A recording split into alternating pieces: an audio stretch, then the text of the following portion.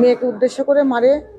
মেয়েকে অ্যাসিড, ওটা তো প্রথমে আমরা বুঝতে পারিনি, ডাক্তার বলছে এটা অ্যাসিড। ডাক্তারকে জিজ্ঞাসা করি যেটা আসলে কি, তখন ডাক্তার বলে যে এটা তো অ্যাসিড।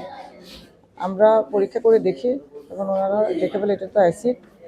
তো মেয়েকে লক্ষ্য করে মারলে মেয়ের গায়ে না পড়ে মায়ের গায়ে পড়ে। প্রশাসনের কাছে দাবি যে আর বিচার চাই।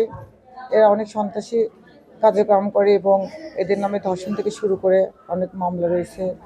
16ই ফেব্রুয়ারি সকাল 5টা 29 মিনিটে একটি রোগী আসেন এবং উনি সকাল 6টায় ভর্তি হন। রোগীর নাম হালিমা, ওনার বয়স 70, ওনার বাড়ি হচ্ছে নাজিরপুর গুরুদাসপুর নাটোরে। উনি আমাদের কাছে বর্ণনা মতে ওনার আত্মীয় স্বজনের যে উনি অ্যাসিড বার্নের দ্বারা শিকার হয়েছেন এবং উনি এই কারণে আমাদের এখানে ভর্তি হয়েছেন চিকিৎসা নেওয়ার জন্য। যেহেতু এটি একটি পুলিশ কেস হিসেবে ভর্তি হয়েছে, তো আমরা তার চিকিৎসা এখানে আমাদের যেটুকু সম্ভব আমরা সেটুকু দিয়েছি এবং আমাদের চিকিৎসা চলমান আছে। এবং আমরা এই রোগীর সাথে এবং আমাদের যা ডাক্তার আছেন কনসালটেন্ট সবার সাথে আলাপ করে জেনেছি যে এটি আরেকটু উন্নত চিকিৎসার প্রয়োজন বিধায় আমরা আশা করছি রোগীর লোককে একটু বোঝানো যাবে যে এটি এই প্লাস্টিক সার্জারি ডিপার্টমেন্টের কাছে গেলেই বেশি ভালো হবে।